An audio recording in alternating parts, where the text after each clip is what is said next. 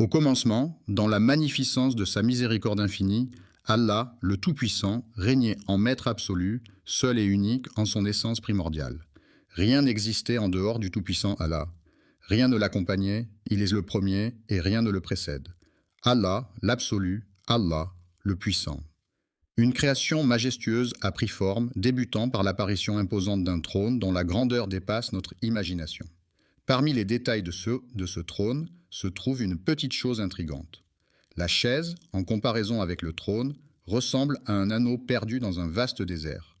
Le trône, la chaise et le désert, tandis que la chair les englobe. Dans un élan divin, Allah a fait surgir le trône des cieux et de la terre, le plaçant majestueusement sur les bannières primordiales.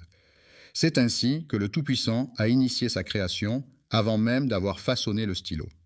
Alors, le Tout-Puissant et majestueux lui ordonna d'écrire. Il demanda « Que dois-je consigner ?» Et Dieu répondit « Inscris tout ce qui adviendra jusqu'à la fin des temps. » Sur la tablette préservée, il était inscrit que Allah avait d'abord créé le trône et l'eau, puis avait façonné la plume pour écrire avec élégance et précision. Après 50 000 ans de garde dans la tablette, Allah le Tout-Puissant décida soudain de créer les cieux et la terre. L'avènement des cieux et de la terre vit le jour, une jeunesse s'étalant sur 6 jours. L'union des cieux et de la terre se révéla étroitement tissée. La terre se vit façonnée en l'espace de 2 jours et, en combien de jours, et même en 6 jours au total, oserez-vous contester l'existence de celui qui a façonné la terre en un laps de temps similaire et lui attribuerez-vous des égaux? C'est là la question. C'est le maître de l'univers qui a solidement ancré les montagnes, les bénissant et leur attribuant leur richesse en 4 jours. La réponse à ceux qui s'interrogent est d'une durée égale. Les cieux et la terre ont été façonnés en 6 jours, sous le regard attentif d'un stylo royal et céleste. Après un délai de 50 000 ans, Allah façonna les cieux et la terre, les reliant étroitement, le ciel se fondant avec la terre tel un duo inséparable. Dans l'immensité de l'univers, le Tout-Puissant a décrété que le ciel se sépare de la terre, tandis que le ciel lui-même se décline en 7 couches distinctes, et que la terre, soudain, elle se scinde en 7 strates. Les incrédules n'ont-ils pas remarqué que le ciel et la terre étaient autrefois fusionnés en une masse compacte? Ensuite, nous les avons divisés et transformés en chaos. Ne réaliseront-ils pas la magnificence de cette incroyable explosion primordiale? Soudain, les cieux et la terre se sont séparés. Soudain, le firmament s'est scindé en 7 strates, tout comme la terre qui s'est fractionnée en 7 niveaux, selon la volonté du Tout-Puissant. En ce qui concerne les cieux, ils ont... Le trône, formé de la vapeur d'eau terrestre, repose gracieusement sur les flots, tels que mentionnés précédemment, cette vapeur s'échappant des eaux. Une création si vaste et mystérieuse que notre esprit peine à appréhender, cette vapeur s'est muée en une brume énigmatique au sein de l'immensité de l'univers. Cette brume marquait ainsi les prémices de... Il leva les yeux vers le ciel embrumé et prononça ces mots. Que le ciel et la terre se plient à ma volonté, que tous deux se réjouissent de bon cœur. Bien que tous deux aient dit que nous venons en obéissant, c'est le commencement de la création, tel que le relate le Coran. Regarde comme cette planète est magnifique, c'est la Terre. Quel âge a notre bonne vieille planète Terre? Quelle créature peuplait en ses débuts sous le regard bienveillant d'Allah le Tout-Puissant? Pourtant, il est de notoriété qu'après un laps de temps, Allah, dans sa toute-puissance, a engendré une entité issue du feu, nommée Déen en raison de sa nature insaisissable, son essence étant intimement liée aux flammes. La flamme sans fumée, pure et ardente, est l'essence même du feu. Allah, exalté et glorifié, a conçu cette merveille de la création pour briller sur terre, illuminant ainsi notre existence. Il était tenu par les règles strictes de la société, soumises à des lois à respecter et des devoirs à honorer. Pourtant, à cette époque, les esprits malicieux, une corruption démesurée gangrenait la terre, et c'est alors que le Tout-Puissant, dans sa majesté, décida d'envoyer des anges pour châtier ces êtres corrompus, responsables de répandre le sang parmi les anges. À cette époque, parmi les chefs des djinns se trouvait un dénommé Satan, reconnu pour sa grande sagesse et sa foi inébranlable. Allah le Tout-Puissant l'avait élevé à un rang élevé. Il se battait aux côtés des anges contre les injustices commises par certains djinns. Parfois, ces derniers étaient emprisonnés sur des îles au milieu des mers en tant que châtiment divin. Parmi eux se trouvaient des êtres vertueux et d'autres moins recommandables, agissant avec toute leur puissance et leur majesté. Alors que certains versaient le sang et souillassant la terre, Un groupe en particulier se démarquait, le GIE parvenant à atteindre. Les anges, habituellement si impeccables, ont vu leur arrogance croître au fil du temps, jusqu'à ce que Satan lui-même, après de longues années parmi eux, ne déclenche le jour redouté où le Tout-Puissant, dans toute sa majesté, ordonnera à ses anges de Le Seigneur Tout-Puissant et majestueux, Dieu a rassemblé les anges dans la plus haute assemblée céleste, triant les élus parmi les élus. Les anges de la cour céleste reçurent la nouvelle solennelle du Tout-Puissant et majestueux qu'une nouvelle création verrait bientôt le jour lorsque leur Seigneur leur confia « Je vais créer un vicaire sur terre » revient à permettre aux générations futures de se succéder, c'est-à-dire que chaque génération prendra la relève de la précédente. Lorsque ton Seigneur confia aux anges « Je vais établir sur la terre un vicaire », les anges répondirent en se succédant. En quête d'investigation, les anges avaient une connaissance préalable des méfaits commis par les djinns avant même l'apparition des humains, en matière de corruption, de désordre et de répandage de sang. La prochaine création suivra les mêmes actions, ont-ils déclaré. Vas-tu choisir quelqu'un pour semer le chaos et verser le sang pendant que nous sommes là à te glorifier et à te sanctifier?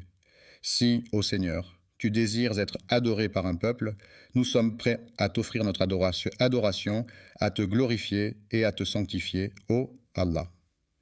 Il a répliqué avec assurance. En réalité, je détiens une connaissance que vous ignorez. Je perçois des choses que vous ne soupçonnez pas. Il pressent que parmi ces êtres humains émergeront des secrets insoupçonnés. Les prophètes authentiques et une création élevée au-dessus des anges ont entendu ces paroles. En vérité, je connais des choses que vous ignorez, car le Seigneur Tout-Puissant est omniscient. Le Tout-Puissant est majestueux. Allah connaît les secrets cachés dans le cœur de Satan, et il avait l'intention de les révéler aux anges, montrant ainsi sa grandeur et sa puissance. Le puissant et magnifique Créateur avait en tête de donner naissance à une œuvre de sagesse infinie. C'est ainsi qu'a débuté la création d'Adam. Quand le Tout-Puissant et majestueux a révélé aux anges qu'une nouvelle création verrait bientôt le jour, il a chargé Gabriel de descendre sur terre, ce monde où elle prendrait vie. Pour sa dernière œuvre, il demanda à Gabriel d'aller chercher de la terre, mais celle-ci refusa de se laisser prendre, murmurant « Je préfère rester ici, merci. Si tu cherches à m'amoindrir ou à m'effacer, tourne-toi vers Allah pour trouver refuge. » Gabriel redouta qu'elle ne se réfugie auprès d'Allah et revint ainsi vers son origine. Ainsi, le Seigneur, Allah le Tout-Puissant et majestueux, a dépêché l'archange Michaël sur terre pour en prélever un peu de son sol. Cependant, la terre, se sentant menacée, a invoqué son droit de refuge en déclarant « Je demande asile et protection. Si tu cherches à m'affaiblir ou à me faire disparaître, adresse-toi à Allah. » Craintif, Michaël se tourna vers son Seigneur et le Tout-Puissant et majestueux répondit à son appel. L'ange de la mort, tel un chef d'orchestre, inaugure le commencement et scelle la fin. Allah a dépêché cet être céleste sur terre afin d'en extraire les âmes, susurrant ainsi la terre. « Je me réfugie auprès d'Allah si jamais tu envisages de me diminuer ou de m'effacer, déclara l'ange de la mort. Et je me réfugie auprès d'Allah contre toute transgression à sa volonté, ajouta-t-il. Mon Dieu, qui m'a chargé de cette tâche, a ainsi choisi parmi toutes les nuances de la terre des sols aux teintes variées. Du blanc, du noir, du jaune, du rouge et plus encore. Parfois, entre les deux, se trouve un sol dur comme la pierre et un sol moelleux comme un nuage. Il a choisi ce sol parmi tous ceux de la terre, mêlant les bons et les mauvais. Ce sol a été prélevé à même celui dont il est issu. Une nouvelle œuvre allait voir le jour. C'est ainsi qu'elle fut baptisée Adam. La terre fut apportée, puis Allah, dans sa toute-puissance et sa majesté, ordonna qu'on y dépose. Nous avons divisé l'eau et transformé chaque élément vivant en un eau. Ce sol s'est métamorphosé en argile, conservant cette texture pendant un laps de temps, avant que sa nature ne change à nouveau. L'argile s'est transformée en une substance visqueuse, résultant en une cohésion accrue. À l'origine, elle provenait de la terre des ancêtres des hommes. Si des doutes vous assaillent concernant la résurrection, rappelez-vous que c'est de cette même terre que nous vous avons façonné. La toute première action fut d'arroser la terre, la transformant ainsi en une argile malléable. Et lorsque ton Seigneur annonça aux anges son intention de façonner un être humain à partir de cette argile, tout fut en mouvement. La cohésion s'est renforcée, transformant la matière en une argile collante. Après un certain temps, sa teinte s'est obscurcie et un délicat parfum s'en est échappé, la métamorphosant en une substance envoûtante. De la boue sombre prit vie, façonnée par le temps de l'eau qui s'écoula, jusqu'à se métamorphoser en une œuvre de poterie. Cette création, devenue malléable comme de l'argile sous la pression, résonnait d'une mélodie céleste lorsque touchée, captivant ainsi les anges par sa nouveauté et son élévation. Alors que le tout-puissant et majestueux Al s'apprêtait à créer, Satan, parmi les anges, observait avec curiosité. Il tournoyait autour de cette argile sonore, sa forme creuse résonnant d'étranges promesses. À l'intérieur du vide, Satan se faufilerait par une porte dérobée pour ressortir par une issue secrète, piquant la curiosité des anges qui brûlaient d'en apprendre davantage sur cette étrange création. Personne n'osa s'approcher, sauf Satan rassurait les anges en leur disant « N'ayez crainte, j'ai le pouvoir de le détruire. Cela signifie que s'il se comporte comme les djinns, je le réduirai en cendres. S'il se révélait être un djinn, il rassurait en affirmant « N'ayez crainte, j'ai le pouvoir de le réduire à néant. » Au cœur de Satan, une étrange mixture de haine et de jalousie s'était formée, telle de l'argile. Ensuite, la pièce est devenue un sanctuaire oublié, figé dans le temps pendant 40 ans, sans qu'aucune âme ne vienne lui redonner vie. Les anges observaient en silence pendant que Satan rôdait autour, cherchant à semer le trouble. Ils guettaient avec impatience l'arrivée de ce moment tant attendu, invoquant Allah, le tout miséricordieux, le très miséricordieux. Cette créature demeura figée dans l'argile, telle une œuvre de poterie pendant de longues décennies. Allah demanda solennellement aux anges, en présence de Satan parmi eux, de s'incliner devant sa grandeur. Une fois qu'il eut insufflé la vie, érigeant ainsi un décret immuable. En l'honneur solennel d'Allah Tout-Puissant, je salue cette nouvelle créature comme un hommage à mon Père, à votre Père, et à notre Père à tous. Il est le premier humain, celui qui inaugure notre lignée. Lorsque ton Seigneur dit aux anges, « Je vais créer un être humain à partir d'argile, et une fois que je l'aurai parfaitement façonné et que je lui aurai insufflé mon esprit. » Les anges, prosternés devant lui, attendaient tous avec impatience l'arrivée du moment promis, lorsque le souffle de l'esprit commença à circuler. L'âme a-t-elle pris naissance dans la tête d'Adam, pénétrant cette argile devenue sèche, telle de la poterie, à chaque fois qu'elle le touchait? À chaque fois que son âme pénétrait en lui, il se métamorphosait en une entité animée de sang, de veines et de chair, cette argile prenant vie. Lorsque l'âme pénétra dans la tête d'Adam, celui-ci éternua et tous les anges observaient attentivement. Alors, les anges se tournèrent vers Adam et lui dirent « Loué soit le Créateur ». Ainsi parla Adam, que la paix soit sur lui, et tous entendirent « Louange à Dieu ». Et l'âme, à présent, réside dans la tête, ô Tout-Puissant. Lui murmura une prière pour que la miséricorde divine l'enveloppe, et c'est alors que son esprit s'éveilla pleinement. Adam leva les yeux et découvrit les fruits du paradis qui s'offraient à lui, telle une invitation irrésistible. Dans un tableau grandiose, les anges, Satan et le Seigneur Tout-Puissant, se tenaient face au paradis, ces fruits délicieux s'étalant devant eux, attendant que l'âme. Dès que sa main effleura son ventre, une envie irrésistible de nourriture l'envahit, comme si son instinct primaire prenait le contrôle.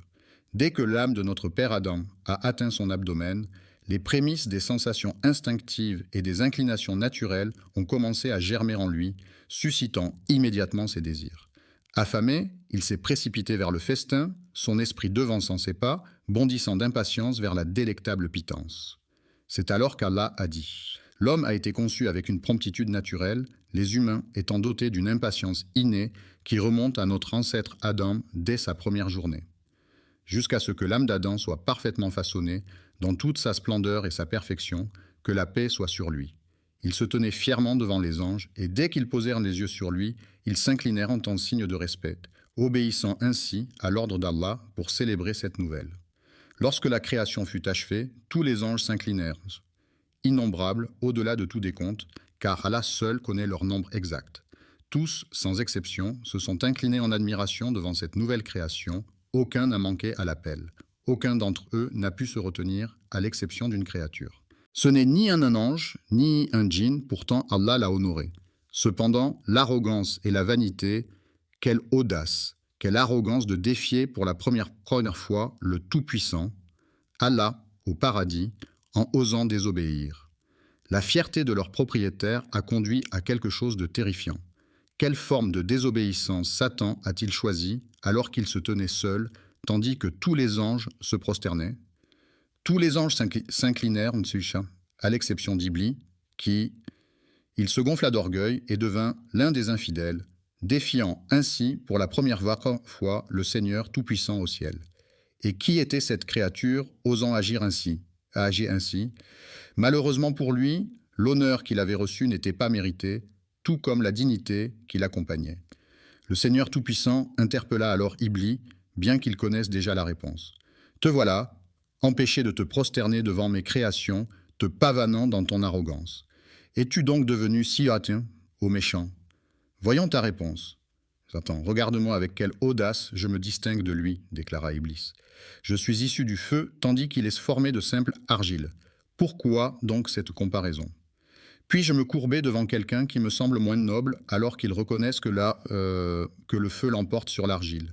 Comment pourrais-je m'incliner devant lui alors que l'ordre vient d'en haut? Le commandement ne provient pas d'Adam, mais d'Allah. Cependant, observe l'arrogance. Allah dit à Iblis, « Qui t'a empêché de te soumettre ?» Iblis se vantait, « Je suis supérieur à lui, car tu m'as créé du feu et tu l'as créé de l'argile. » Imaginez la première vision d'Adam lorsqu'il ouvre les yeux. Les anges s'inclinent devant sa majesté, tandis que le Seigneur Tout-Puissant entame une conversation avec Satan, créant ainsi une scène de confrontation céleste. Pour la première fois, une terreur indicible a envahi le ciel, alors qu'Allah le Tout-Puissant était désobéi. Satan a laissé éclater son orgueil, son envie, sa méchanceté et son opposition. Lorsqu'Allah Tout-Puissant donna son commandement, il s'exclama « Pourquoi devrais-je me prosterner devant lui alors que je suis meilleur que lui ?» C'est ainsi que la malédiction commença à s'abattre sur... Dès lors, Satan s'exclama « Va-t'en, tu es banni. Ma malédiction reposera sur toi jusqu'au jour du jugement. Comment oses-tu défier l'ordre d'Allah, ô Satan maudit ?» Il a attiré sur lui la foudre de la toute-puissance divine, devenant ainsi un être maudit, banni, tel un démon, condamné à errer pour l'éternité. L'ange déchu, banni des cieux par la volonté divine, a vu sa grandeur déchue et en a profité pour semer le chaos. Il n'a point imploré le pardon d'Allah, ni quémandé la miséricorde de son Seigneur. Voyez plutôt la fourberie de Satan. Il n'a sollicité qu'une seule faveur, ô Seigneur. Iblis implore. Accorde-moi un sursis jusqu'au jour de leur résurrection, ô Seigneur. Ne m'emporte pas maintenant, je te prie. J'ai une requête unique à formuler. Quelle est-elle? Satan, dans son arrogance infinie, aspire à une existence éternelle, défiant même la fin de toute création jusqu'au jour du jugement. Accorde-moi cette grâce, ô Seigneur des ténèbres, susurre-t-il avec une lueur de défi dans le regard. Pensez-vous que le délai accordé jusqu'au jour de la résurrection ait été repoussé pour permettre à l'âme de se repentir et de demander pardon afin de se rapprocher d'Allah? Après l'acte répréhensible qu'il avait commis, Allah Tout-Puissant lui répondit de façon inattendue « Tu es de ceux à qui un délai est accordé, je retarderai ton mandat. » Jusqu'à ce fameux jour, observez la perfidie de Satan envers son Seigneur, sa majesté, sous le regard de tous les anges, tandis qu'Adam... Connaissez-vous les mots prononcés par Satan à cet instant précis, une fois qu'Allah Tout-Puissant eut accepté sa requête de repousser son châtiment jusqu'au jour du jugement? Avez-vous conscience du défi audacieux lancé à l'encontre du Maître de l'univers? Contemplez la perfidie inouïe, une perfidie si retorse que même dans vos rêves les plus sombres, vous n'auriez pu l'imaginer, car c'est vous qui m'avez égaré. C'est Allah, et non Satan qui t'a égaré, c'est toi, dans ton arrogance, qui t'es égaré. Qui es-tu pour envier? Allah t'a égaré, attribuant ta déviance à ton Seigneur. Regarde cette malice. Puisque tu m'as égaré, dit Satan, je m'installerai donc sur ton chemin. Avez-vous croisé le chemin de cette étrange créature et de sa progéniture? Je veillerai à ce qu'ils ne soient pas laissés à eux-mêmes. Pouvez-vous percevoir le défi qui se présente? C'est à ce moment-là qu'il réalisa qu'il survivrait jusqu'au jour de la rétribution. Je m'installerai confortablement sur le chemin droit que tu leur as tracé. Cela sous-entend que Satan reconnaît la rectitude du chemin d'Allah. Observons les termes sélectionnés par Satan, puis je les attaquerai de front.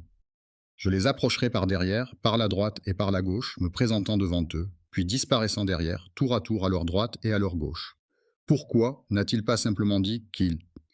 Il sait pertinemment qu'Allah le Tout-Puissant surplombe toute chose, c'est pourquoi il n'ose s'approcher d'eux d'en haut, saisi par la crainte qui les étreint.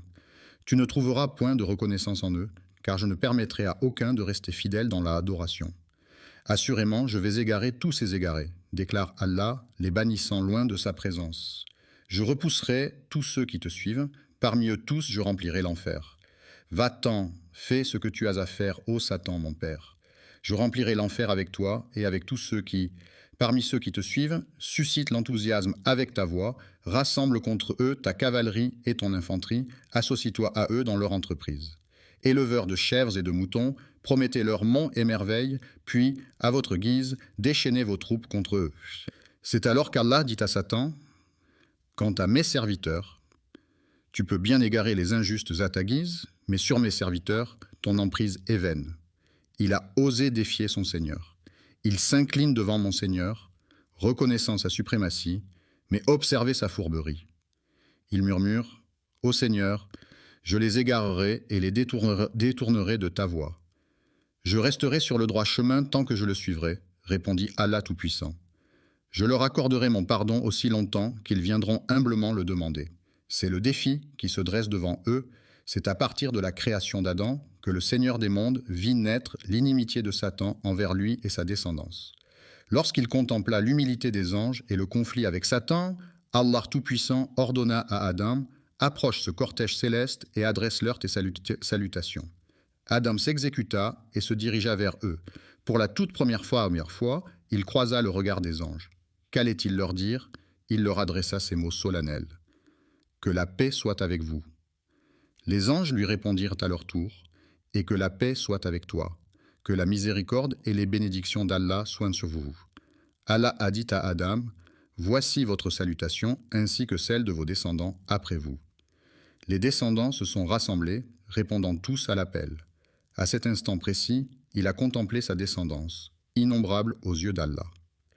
Qui sait combien de milliards naîtront des enfants d'Adam, que la paix soit sur lui. Adam contempla sa descendance, et dans la lumière qui illuminait certains de leurs visages, il distingua l'un d'eux dont l'éclat resplendissait comme 1000 soleils. Les flammes dansaient, et il s'exclama « Ô Seigneur, qui est-ce » La réponse vint « C'est ton fils David, l'un de tes prophètes. » Intrigué, il demanda « Quel âge a-t-il, Seigneur ?» Et la réponse résonna « Il a 40 ans pour l'instant. » Adam, âgé de 1000 ans selon le récit qui lui est dédié, n'avait pas encore exploré les délices du monde, ni contemplé les splendeurs du paradis. Dans un soupir empreint de nostalgie, il s'exclama « Ô mon Seigneur !» Après avoir vécu 60 années de ma vie, il réalisa qu'il n'avait pas exploré le monde. C'est alors qu'il décida de négocier. Il échangerait 60 années de sa propre existence contre 5 années pleines d'aventures. Ainsi, la longévité d'Adam fut redéfinie. À l'âge de 100 ans révolus, David a reçu l'enseignement divin d'Allah Tout-Puissant, qui lui a révélé les noms de nombreuses créatures avec lesquelles il allait partager sa vie. Le paradis lui a enseigné que cet arbre est un symbole, que ses feuilles sont des poèmes, que ce fruit est une promesse, que cette nourriture est une bénédiction, que cette rivière est une histoire, et que tout cela lui a révélé les secrets de l'univers. De nombreux mystères, dissimulés même aux anges, furent révélés lorsqu'une épreuve de connaissance opposa les anges à Adam, que la paix soit sur lui, mettant en lumière des noms et des secrets insoupçonnés. Dieu enseigna à Adam le nom de chaque chose, puis il les présenta aux anges. Le Seigneur interrogea alors les anges, « Quel est le nom de ceci et quel est le nom de cela ?» Les anges, dans leur sagesse céleste, ont avoué leur méconnaissance de certains mystères en demandant « Révélez-moi ces noms si vous êtes dignes de confiance, ô humains. » Ils proclamèrent « Louange à toi, notre connaissance se limite à ce que tu nous as enseigné. En vérité, c'est toi l'omniscient, le sage, ô Seigneur Tout-Puissant. » Lorsqu'Adam fut questionné sur les noms que même les anges ignorèrent, il répondit avec un sourire malicieux « Oh, laissez-moi vous éclairer sur ces mystères. » Les anges observaient attentivement, intrigués, jusqu'à ce qu'il révèle enfin ses précieux secrets. Allah, informé de leur nom, s'exclama « Ne vous ai-je pas dit que les anges seraient tant étonnés? Quelle est cette créature fraîchement créée qui possède une telle connaissance? Il détient des savoirs qui nous échappent. des connaissances inaccessibles à notre entendement. Il possède des secrets que tu ignores. Contemplez la grandeur de son savoir. Lorsqu'il s'agit de l'homme et de sa création selon Allah, ainsi que de la valeur de la connaissance à ses yeux, le Tout-Puissant s'adresse à Adam en disant « Ô Adam, fais-leur savoir ». Après avoir révélé ces noms, Allah leur rappela « Ne vous avais-je pas averti que je connais les mystères des cieux et de la terre, ainsi que ce que vous dévoilez ?» Adam a été formé dans le secret des secrets par Allah, qui lui a insufflé tout son savoir. Ensuite, il l'a guidé vers un jardin d'une étendue infinie, où les limites semblaient se perdre dans l'horizon lointain. Sous la bienveillance d'Allah, le tout miséricordieux, le très miséricordieux, Adam a pénétré seul dans les délices du paradis, devenant ainsi le patriarche de toute l'humanité. Déambulé au sein du paradis, se délectant de ses fruits juteux, de ses rivières scintillantes et de ses arbres majestueux, baigné dans ses innombrables bénédictions. En ce lieu béni, la faim ne te tenaillera point et ta nudité ne sera point dévoilée. Dans ce jardin d'Éden, Adam, béni soit-il, déambule sans jamais ressentir la soif, ni être tourmenté par la chaleur écrasante du soleil. Combien de temps a-t-il vécu en ce lieu béni, solitaire dans sa quiétude? Un beau jour, Adam, ressentant une profonde solitude au paradis, s'abandonna au sommeil, conscient que toute connaissance appartient à Allah, l'exalté et le majestueux. Alors qu'il baignait dans le bonheur, Allah le Très-Haut et majestueux décida de lui offrir une compagnie lorsqu'il s'endormait, dans sa grandeur et sa magnificence. Allah, dans sa grandeur infinie, façonna l'homme à partir de sa côte gauche, puis, dans un acte de création tout aussi magnifique, modela la femme à partir d'une de ses côtes. L'endroit de cette côte gauche était en sommeil, Adam ignorant tout. Il décida alors de retirer cette côte, la transformant en une femme à qui la vie fut offerte. Lorsqu'Adam, béni soit-il, ouvrit les yeux, il découvrit une présence à ses côtés. Intrigué, il demanda « Qui es-tu » La femme répondit simplement « Je suis une femme ». Adam, perplexe, poursuivit « Pourquoi a-t-il Allah, dans sa sagesse infinie, conçu l'homme pour trouver en moi la quiétude recherchée ? Malgré les sommets atteints par les êtres humains, un homme ne peut véritablement trouver la paix qu'auprès d'une femme, et une femme ne peut trouver la quiétude en compagnie d'un homme, afin que vous puissiez vivre en harmonie avec lui, imprégné d'affection et de bienveillance. C'était comme si Adam, que la paix soit sur lui, avait semé entre vous ses sentiments. Il éprouvait une joie singulière en constatant qu'Allah avait créé une nouvelle créature pour le réconforter, lui permettant ainsi de trouver du réconfort auprès des anges. Les anges voulaient mettre Adam à l'épreuve en lui demandant son nom, mais pour l'instant, ils ne le connaissaient pas. Elle s'était simplement présentée comme une femme. Lorsque Vénus interrogea Adam sur l'identité de cette mystérieuse femme, sa réponse fusait sans détour. Vé. Puis, Adam entreprit d'énumérer tous les noms de toutes choses, déclarant finalement « C'est Ève-lé ». Les anges étonnés demandèrent « Pourquoi ce nom en particulier ?» Il répondit avec assurance « Elle a été formée à partir d'un être vivant, elle détient la connaissance que Dieu lui a confiée. » Il détenait un savoir que même les anges ignoraient, tandis qu'Adam, accompagné d'Ève, résidait dans ce paradis sans descendance ni lignée. Allah, dans sa grandeur et sa magnificence, leur fit cette annonce solennelle. « Ô Adam, résidez au paradis en compagnie de votre épouse et sustentez-vous à satiété de ses délices. À votre convenance, délectez-vous de tout ce que votre cœur désire, les arbres majestueux, les rivières chantantes, les fruits juteux et le bonheur éclatant. Nourrissez-vous de ces merveilles en abondance, où que vous soyez. Au paradis, tout est autorisé, sauf une seule chose. Ne pas approcher de l'arbre interdit, car c'est là que réside la volonté du Seigneur. Un simple arbre, mais ô combien important. Dans ce jardin luxuriant, où chaque arbre porte des fruits succulents et où la bénédiction règne en maître, il est permis de se délecter de tout, sauf d'un seul arbre. Méfiez-vous de l'arbre mystérieux qui se dresse là, car approcher ses branches vous ferait basculer du côté obscur. Non seulement cela, mais le Seigneur Tout-Puissant les avait avertis en disant « Ô Adam et Ève, percevez-vous le paradis et le bonheur dans... » Parmi vous, il se tapira une créature insatiable qui ne vous accordera aucun répit. Imaginez le premier adversaire qui, par arrogance, a refusé de s'incliner devant vous en déclarant « Je vaux mieux que lui ».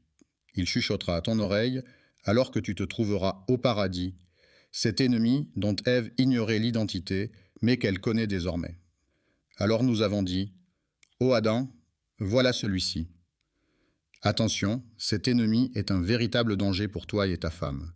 Méfiez-vous qu'il ne parvienne à vous chasser du paradis, car alors, ô Adam, tu connaîtras le malheur. Si tu quittes ce jardin d'Éden, tu pénétreras dans l'antre de la désolation. Restez au paradis, où la misère et l'affliction ne sont que des étrangers indésirables. Méfiez-vous de deux choses. Ne goûtez pas aux fruits de cet arbre défendu, n'en approchez même pas, et soyez sur vos gardes contre cet ennemi sournois qui rôde. Il met tout en œuvre pour vous chasser de ce magnifique paradis, après de longues années passées aux côtés de notre mère, Ève, en compagnie d'Adam, que la paix soit sur lui. Vivez en ce havre de paix, savourant la douceur de leur existence et la générosité de la nature, sans jamais oser s'approcher de l'arbre interdit. Un jour, tandis qu'ils déambulaient paisiblement, des hurlements soudains captèrent leur attention, évoquant la détresse d'un individu invisible. Se demandant qui pouvait bien être à l'origine de ces sanglots, ils s'interrogèrent « Pourquoi pleures-tu » Il a exprimé sa tristesse pour vous deux, tandis que vous vous épanouissez dans la félicité. Il a laissé échapper des larmes pour vous deux, conscient qu'un jour viendra où vous ne serez plus. Adam et Ève méditaient sur le fait que tôt ou tard, même plongés dans le bonheur le plus total, ils devraient inévitablement le quitter le jour de leur mort. Les êtres humains aspirent à une éternité de félicité, mais celle-ci les abandonna un temps avant de revenir vers eux pour chuchoter. « Ô Adam, te guiderai-je ? Voulez-vous goûter à l'immortalité de l'arbre éternel, aspirer à régner sur un royaume impérissable, rejoindre les rangs célestes des anges pour une éternité sans fin ?» Sa réponse fut un fervent oui. Comment a-t-il murmuré à travers les feuilles de l'arbre, révélant ainsi quel arbre était l'interdit qu'Allah. Connais-tu l'histoire de cet arbre, ô Adam, car de cet arbre, rien ne vous est étranger. Au lieu de cela, tu seras béni d'immortalité en goûtant à l'arbre, tu seras élevé tel un ange et échapperas à la mort. Votre Seigneur ne vous a-t-il pas simplement déconseillé cela? Cet arbre, tel un gardien jaloux, veillez à ce que vous ne deveniez ni ange ni immortel. Au commencement, Adam doutait de ses intentions, mais il a prêté serment au nom d'Allah Tout-Puissant. Imaginez Satan, ce vil tentateur. Le criminel repenti, Adam s'étonna de voir quelqu'un prêter un faux serment au nom de son Seigneur. Il le rassura alors. « Je vous le jure, je suis désormais un allié fidèle pour vous deux. » Il s'éclipsait un moment avant de réapparaître près d'eux, murmurant mystérieusement, répétant ce manège à maintes reprises. Au début, Adam lui tint tête, cherchant refuge auprès d'Allah. Face à sa résistance, Satan ne lâcha pas prise et persista à le tourmenter pendant des années, jusqu'au jour où Ève suggéra à Adam « Et si nous tentions de déguster l'arbre sans le croquer, c'est savourer ses saveurs pendant que je me délecte devant vous. Si un incident survient, tu ne te sustentes point, mais si tout demeure calme, tu partages cette expérience gustative avec moi sous cet arbre. » Par ruse, il les entraîna vers cet arbre défendu par Allah, marchant devant eux. Allah les avait prévenus au paradis au sujet de deux interdictions, cet arbre et celui-ci. L'ennemi s'efface avec le temps, tel est le destin des humains. Comme Adam et sa descendance, nous oublions les discordes et nous affaiblissons, telle est notre nature. Chaque descendant d'Adam porte en lui la faille de son ancêtre. Adam, égaré, a rompu le pacte avec son Créateur pour suivre Satan jusqu'à l'arbre maudit. Ève a osé effleurer le fruit défendu sans enfreindre l'interdit, tandis qu'Adam, lui, y a succombé avant même qu'il ne partage ce fruit que Dieu avait enveloppé d'une aura lumineuse. Leur zone intime étant dissimulée, Adam ne pouvait contempler sa propre nudité, tout comme Ève ne pouvait observer la sienne. Une barrière les empêchait de découvrir la nudité de l'autre, les maintenant séparés. Une lueur caressait leur peau, les enveloppant d'une aura céleste, mais lorsque leurs lèvres effleurèrent l'arbre, Allah le Tout-Puissant leur retira brusquement cette clarté et cette majesté. Ils contemplèrent son maintien, leur nudité mise à nu, Ève prit son envol et Adam s'élança vers le paradis, prêt à tailler leur destin. Les feuilles de l'arbre se drapèrent pour cacher leur nudité, tandis qu'Allah, dans sa grandeur et sa majesté, interpella Adam. « Adam, cherches-tu à me fuir ?» Adam répondit humblement, « Non, Seigneur, je ne cherche point à m'échapper. Je rougis de toi, mais la dégustation de l'arbre rendit leur nudité visible. » Alors, Ils se couvrirent de feuilles du paradis, et c'est à ce moment que leur Seigneur les appela. N'avais-je pas expressément proscrit cet arbre de votre jardin, et ne vous avais-je pas averti que le diable se délectait à vous tendre des pièges, ô Adam? Les larmes commencèrent à perler sur leurs joues, tandis qu'ils murmuraient. Deux individus s'exclamèrent: Ô notre Seigneur, nous nous sommes vraiment fait du tort à nous-mêmes. Si tu ne nous pardonnes pas et ne nous fais pas miséricorde, nous serons assurément parmi les perdants.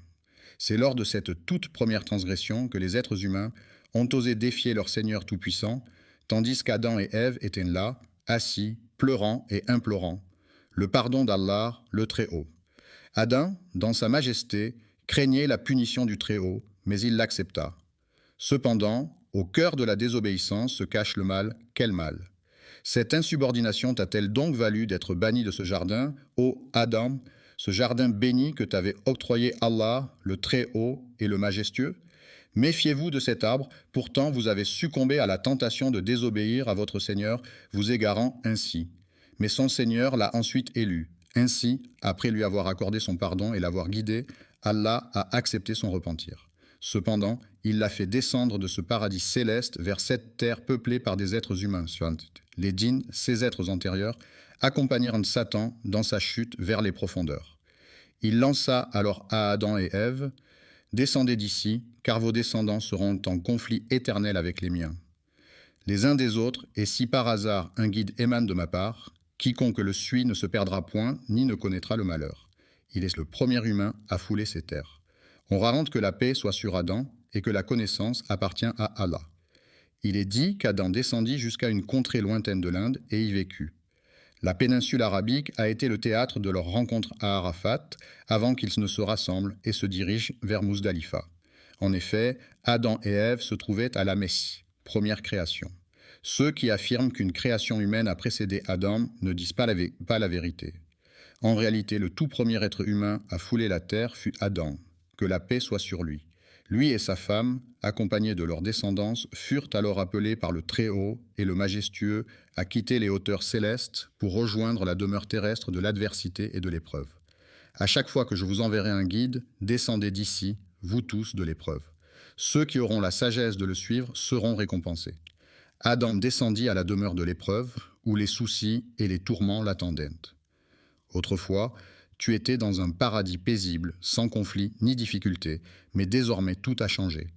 Adam, que la paix soit sur lui, a pénétré dans les profondeurs de la demeure de l'épreuve, avec la pensée lancinante qu'il ne foulerait plus jamais le sol du paradis. Son cœur brisé laissa échapper des larmes qui coulèrent longuement, jusqu'à ce qu'il murmure à l'horizon. Lorsque Vénus interrogea Adam sur l'identité de cette mystérieuse femme, sa réponse fusait sans détour: Vé. Puis, Adam entreprit d'énumérer tous les noms de toutes choses, déclarant finalement: C'est Ève-lé.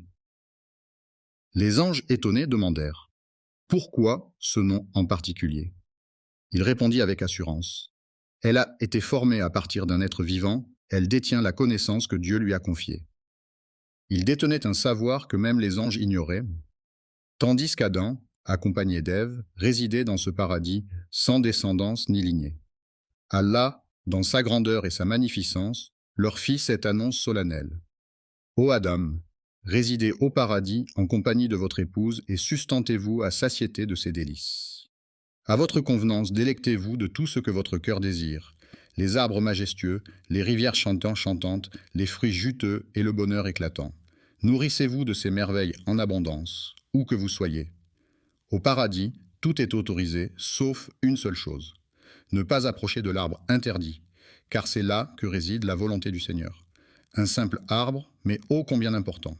Dans ce jardin luxuriant, où chaque arbre porte des fruits succulents et où la bénédiction règne en maître, il est permis de se délecter de tout, sauf d'un seul arbre. Méfiez-vous de l'arbre mystérieux qui se dresse là, car approcher ses branches vous ferait basculer du côté obscur. Non seulement cela, mais le Seigneur Tout-Puissant les avait avertis en disant: Ô Adam et Ève, percevez-vous le paradis et le bonheur dans... Parmi vous, il se tapira une créature insatiable qui ne vous accordera aucun répit. Imaginez le premier adversaire qui, par arrogance, a refusé de s'incliner devant vous en déclarant: Je vaux mieux que lui.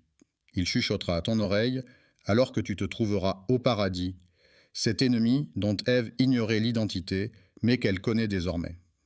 Alors nous avons dit, « Ô Adam, voilà celui-ci. » Attention, cet ennemi est un véritable danger pour toi et ta femme. Méfiez-vous qu'il ne parvienne à vous chasser du paradis, car alors, ô Adam, tu connaîtras le malheur. Si tu quittes ce jardin d'Éden, tu pénétreras dans l'antre de la désolation. Restez au paradis, où la misère et l'affliction ne sont que des étrangers indésirables. Méfiez-vous de deux choses. Ne goûtez pas aux fruits de cet arbre défendu, n'en approchez même pas, et soyez sur vos gardes contre cet ennemi sournois qui rôde.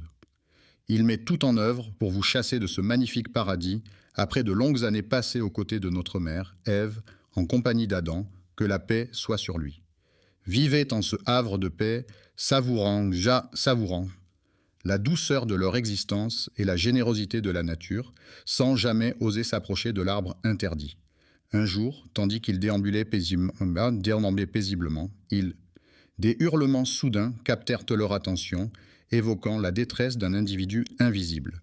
Se demandant qui pouvait bien être à l'origine de ces sanglots, ils s'interrogèrent « Pourquoi pleures-tu » Il a exprimé sa tristesse pour vous deux, tandis que vous vous épanouissez dans la félicité.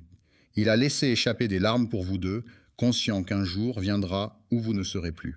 Adam et Ève méditaient sur le fait que tôt ou tard, même plongés dans le bonheur le plus total, ils devraient inévitablement le quitter le jour de leur mort.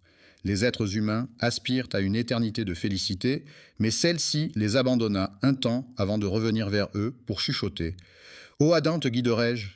Voulez-vous goûter à l'immortalité de l'arbre éternel, aspirer à régner sur un royaume impérissable, rejoindre les rangs célestes des anges pour une éternité sans fin ?» Sa réponse fut un fervent oui. Comment a-t-il murmuré à travers les feuilles de l'arbre, révélant ainsi quel arbre était l'interdit qu'Allah. Connais-tu l'histoire de cet arbre, ô Adam, car de cet arbre, rien ne vous est étranger. Au lieu de cela, tu seras béni d'immortalité en goûtant à l'arbre, tu seras élevé tel un ange et échapperas à la mort. Votre Seigneur ne vous a-t-il pas simplement déconseillé cela? Cet arbre, tel un gardien jaloux, veillez à ce que vous ne deveniez ni ange ni immortel. Au commencement, Adam doutait de ses intentions, mais il a prêté serment au nom d'Allah Tout-Puissant. Imaginez Satan, ce vil tentateur. Le criminel repenti, Adam s'étonna de voir quelqu'un prêter un faux serment au nom de son Seigneur. Il le rassura alors. « Je vous le jure, je suis désormais un allié fidèle pour vous deux. » Il s'éclipsait un moment avant de réapparaître près d'eux, murmurant mystérieusement, répétant ce manège à maintes reprises. Au début, Adam lui tint tête, cherchant refuge auprès d'Allah. Face à sa résistance, Satan ne lâcha pas prise et persista à le tourmenter pendant des années, jusqu'au jour où Ève suggéra à Adam « Et si nous tentions de… » « Ô malheur !» s'écria le cadavre, « pourquoi suis-je si incapable d'être aussi majestueux que ce corbeau ?» Jusqu'à ce jour, il continue à appeler le cadavre de mon frère.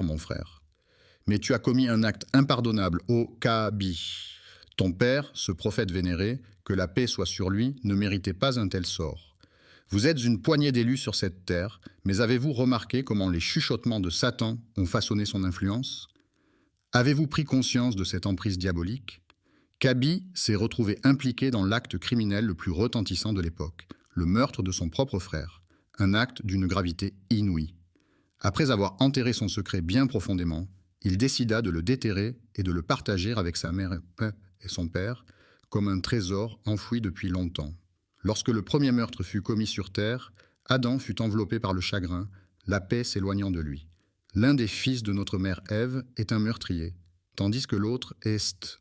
Dans ce monde impitoyable, le Tout-Puissant les a prévenus. La trahison peut mener à une fin tragique. Veille à ce qu'il ne te chasse du paradis, car tu risquerais de te retrouver bien malheureux. C'est à ce moment que la douleur pointe le bout de son nez, que le dur labeur commence et que les embûches se dressent sur notre chemin. La vie, telle une arène de combat, de défis et d'adversité, voit naître deux destins contrastés. L'un se révèle être un meurtrier. Des années se sont écoulées depuis que Adam et Ève ont commis le premier meurtre de l'histoire et tout le monde a continué à vivre.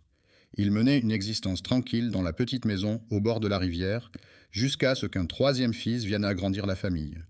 Ils l'ont alors baptisé. Cela veut dire cadeau d'Allah. Adam, en grandissant, est devenu le fils bien-aimé d'Adam, qui prenait souvent le temps de s'asseoir avec lui. En lui distillant des enseignements et en l'initiant au mystère de la foi, il fut façonné jusqu'à devenir un fervent croyant. Certains prétendent que cet homme est devenu une sorte de prophète parmi les prophètes.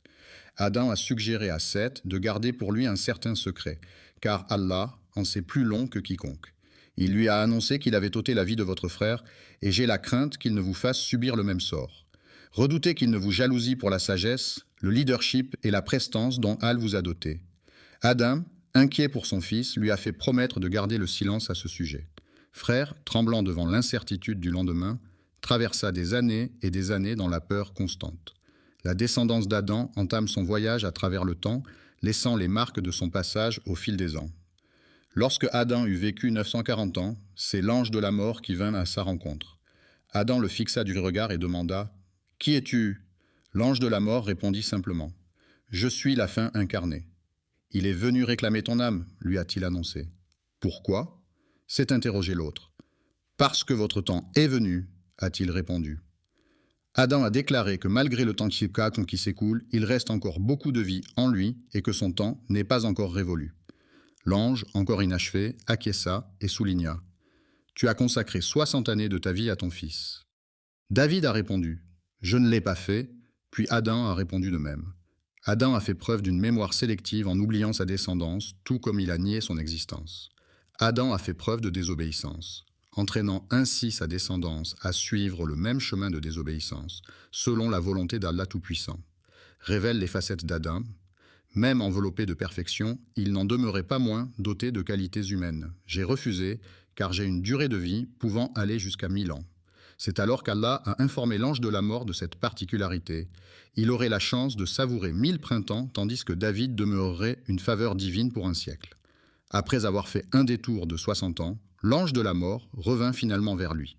Eva a lancé un « dégage » catégorique, refusant toute visite de l'ange de la maison. « Que la mort emporte son âme » s'écria Adam, « mais qu'elle le laisse en paix, car mon heure est venue. » L'ange de la mort est venu chercher l'âme d'Adam, que la paix soit sur lui dans ses bras immatériels. Le premier être humain était pleuré par sa femme et ses enfants, mais lui ne... Perdu dans l'incertitude, Gabriel est arrivé tel un guide pour enseigner à son fils l'art de laver son père. De quelle manière doit-on l'envelopper, l'ensevelir et accomplir la prière funéraire? Gabriel expliqua à son interlocuteur que cette pratique était ancrée dans ses habitudes, une tradition qui lui tenait particulièrement à cœur. C'est de cette manière que les disciples se multiplient à mesure que les âmes s'éteignent. C'est ainsi que le destin doit se jouer. Adam, le patriarche de toute l'humanité, a été soigneusement lavé, délicatement enveloppé, prié sur, puis enfin inhumé. Adam, le pionnier des prophètes et le tout premier être humain façonné de la main d'Allah, a rendu l'âme. Que la paix soit sur lui, celui qui est demeuré figé dans le temps, ainsi que sa descendance, tout comme Kabi et les siens. Les descendants d'Adam ont vaillamment poursuivi leur existence sur terre pendant un laps de temps, bravant les épreuves et les joies de la vie après lui, que la paix soit sur lui. Au commencement, ils étaient peu nombreux à se tourner vers lui, mais bientôt, leur nombre a commencé à croître de façon exponentielle. Sous la direction bienveillante du fils d'Adam, ils furent éclairés par sa sagesse et guidés par sa bienveillance. La descendance de Kabi se développait à vue d'œil, se multipliant à travers les générations. La descendance de ces êtres s'est dispersée aux 4 coins du monde, essaimant ainsi sur toute la planète. Les descendants de Kabi se sentaient moins légitimes et décidèrent alors de partir chacun de leur côté. Ils ont stagné dans cet état pendant des années, puis des décennies, et encore des siècles. Depuis des siècles, certains ont cédé à la tentation du péché et de la transgression, formant ainsi un groupe hétéroclite. Les fautes et les péchés se sont tous échoués sur le rivage du Mono. Aucun individu, aussi nombreux soit-il, n'osait établir la moindre connexion. Certains d'entre eux ont commis des péchés envers Allah, en particulier parmi eux. Les descendants de Kabi ont fait l'impasse sur le polythéisme pendant une durée indéterminée. Est-ce que 10 décennies, équivalentes à un millénaire? Un millénaire s'est écoulé, et pourtant, ce siècle ne ressemble en rien à ce qu'on en dit.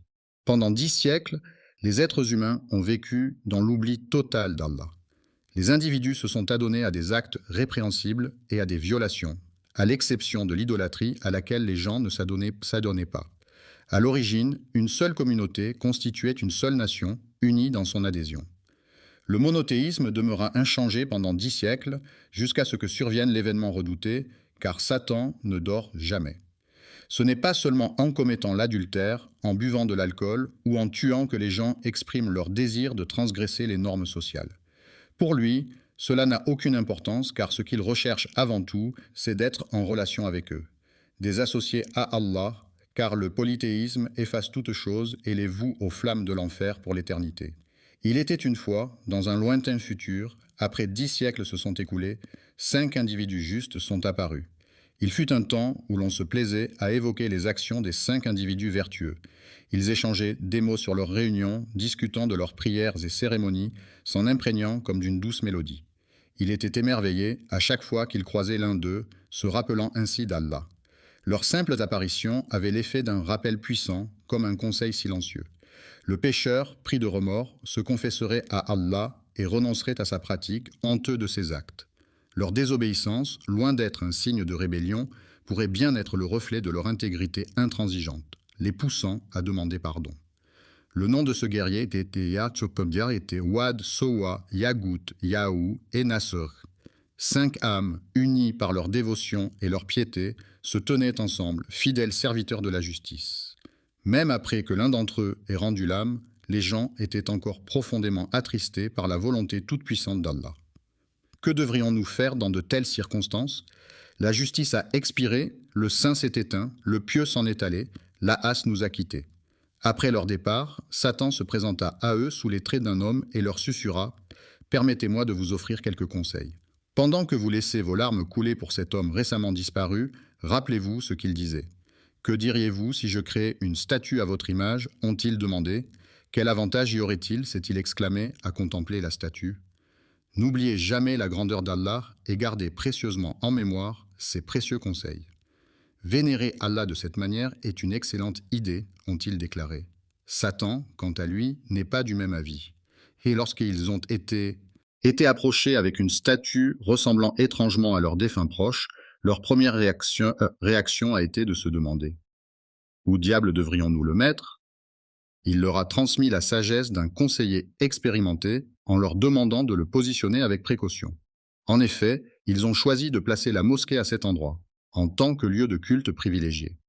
La première statue fut installée avec solennité, mais rapidement oubliée, laissant ainsi la place à la seconde. Après son décès, ils ont érigé une statue en son honneur. Puis, le 3e, le 4e et le 5e ont suivi le même chemin vers l'au-delà.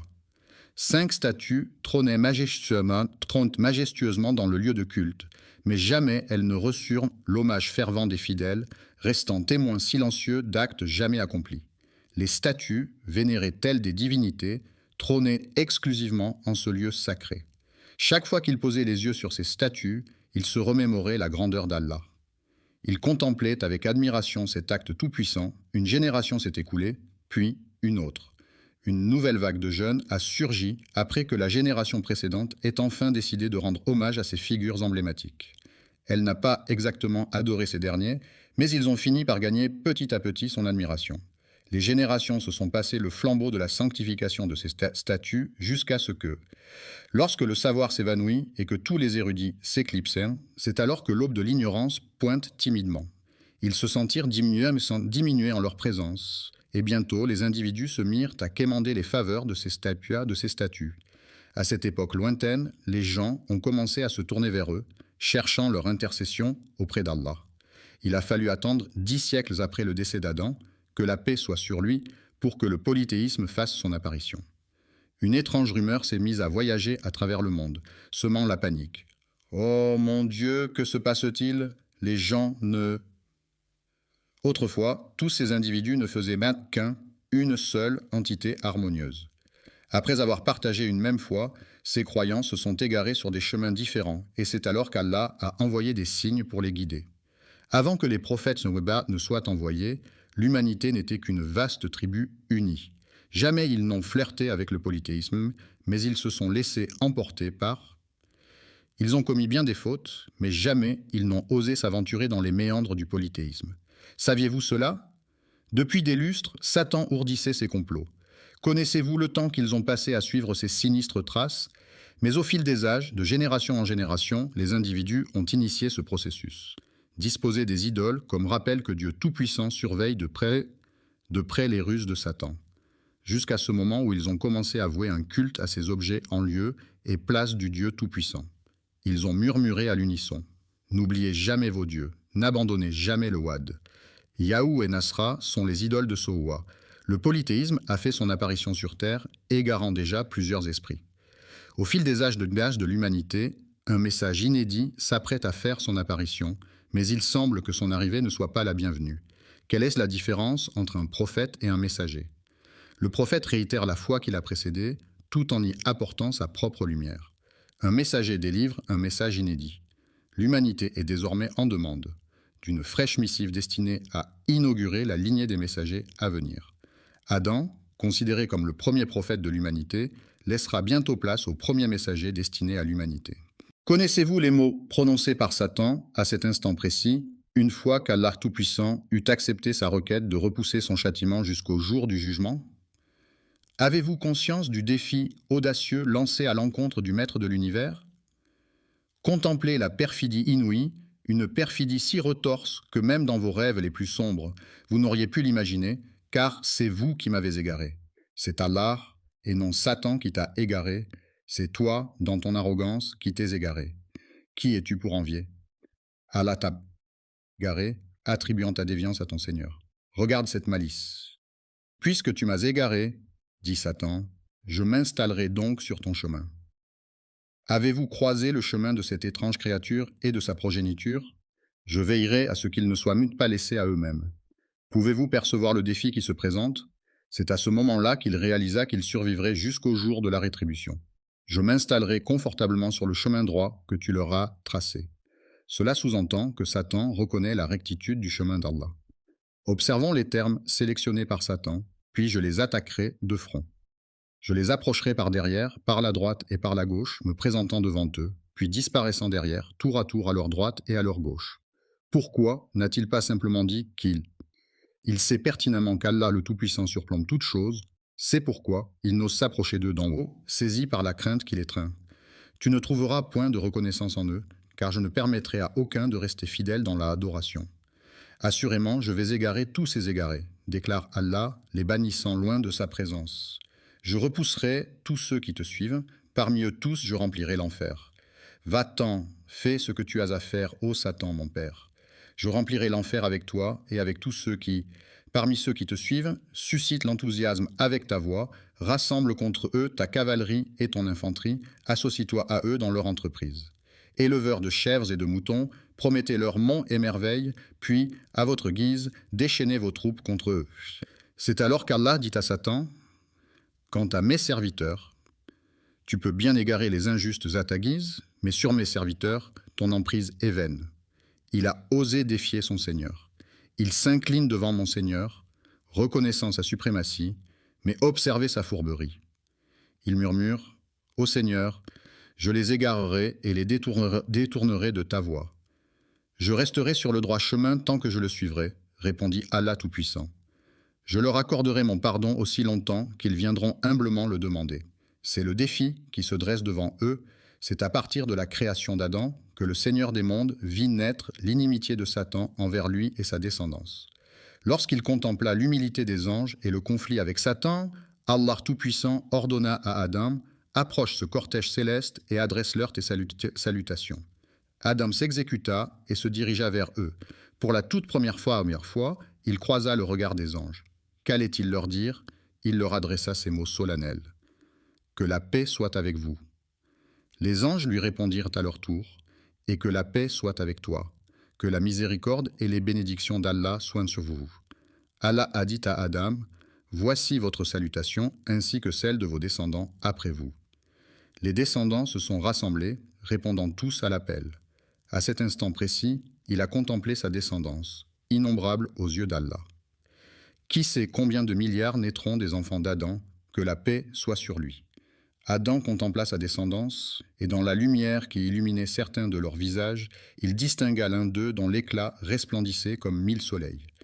Les flammes dansaient, et il s'exclama « Ô Seigneur, qui est-ce » La réponse vint « C'est ton fils David, l'un de tes prophètes. » Intrigué, il demanda « Quel âge a-t-il, Seigneur ?»